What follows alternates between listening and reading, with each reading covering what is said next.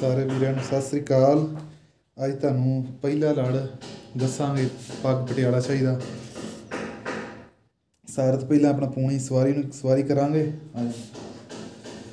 ਠੀਕ ਹੈ, ਫਿਰ ਇਹਨੂੰ ਧੁੰਦ ਕੱਢ ਕੇ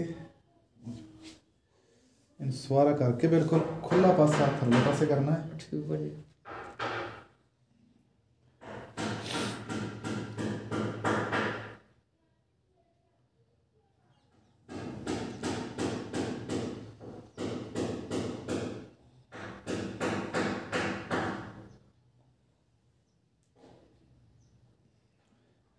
इस पेज में आप अख के उत्ते रखना है घुंड।